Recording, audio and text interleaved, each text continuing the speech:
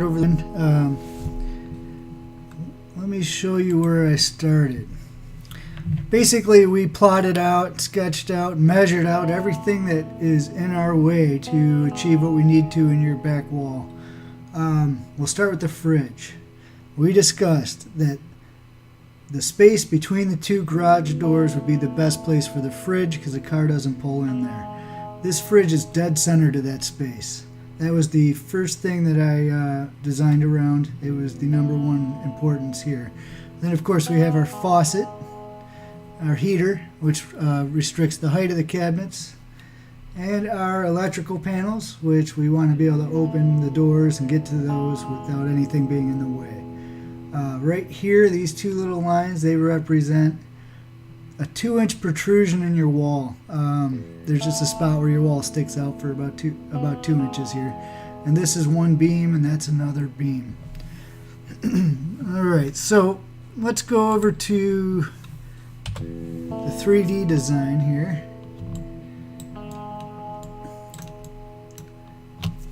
You can see here I made this cabinet 24 inches deep and this cabinet 24 inches deep.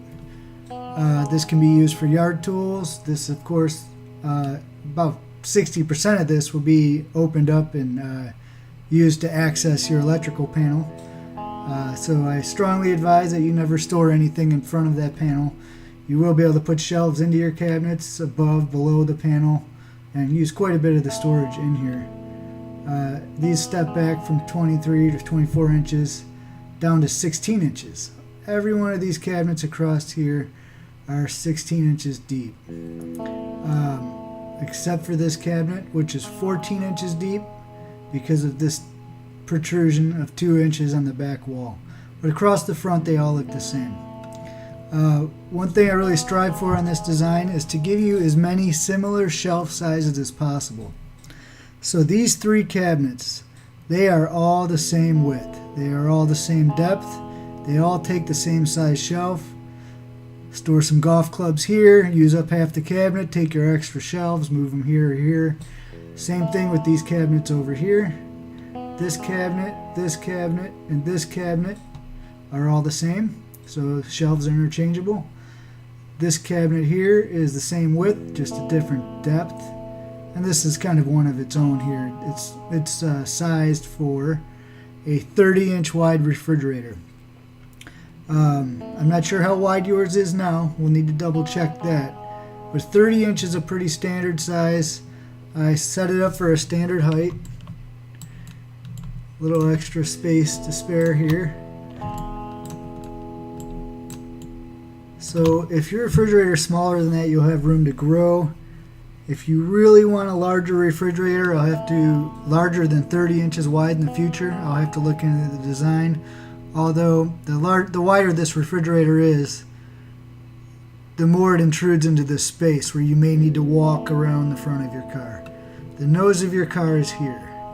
The nose of another car is here, and the nose of another car is here. So I basically try to design it so you can get around in your garage and have a lot of storage. On the side walls, I did a pinstripe of store wall on each side here.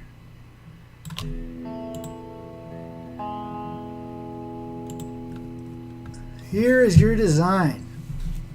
You told me that you were open to the idea of darker walls and lighter cabinets, so that is where I focused. I got a little bit extravagant with the store wall. I over here on the right and the left, I put a little pinstripe of an accent color on the top and the bottom of it.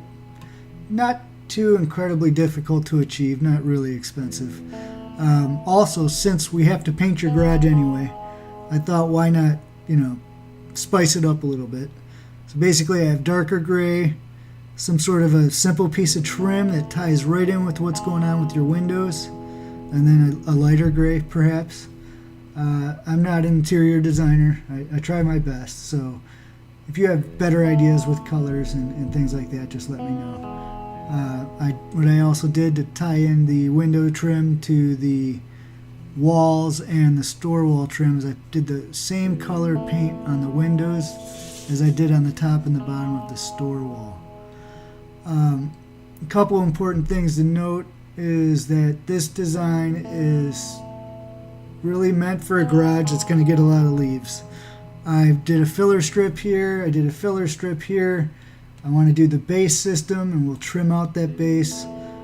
This will not only give you a pretty much unlimited load capacity on the bottom of these cabinets, it will also keep, just leaves from piling up under your cabinets. You don't need that. That's just going to, make your garage dirty fast. So that's basically my thought on that.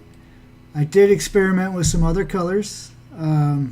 Let's take a look at those.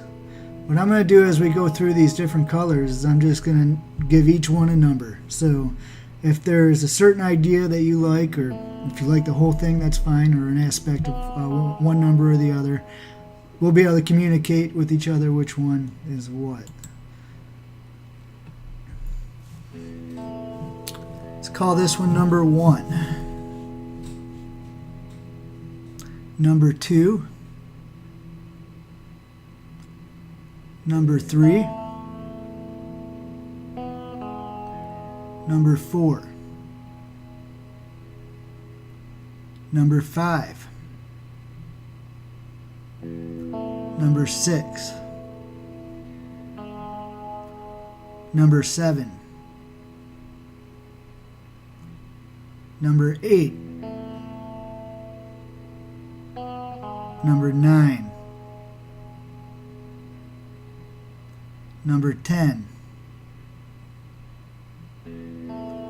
Number 11. Number 12. Number 13. Number 14. Number 15.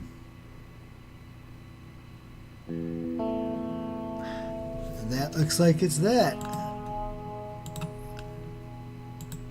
All right. Well, I hope you enjoyed the plan. I look forward to hearing back. Just send me an email, give me a phone call, whatever works best for you. And let's see where we go from here. Thank you.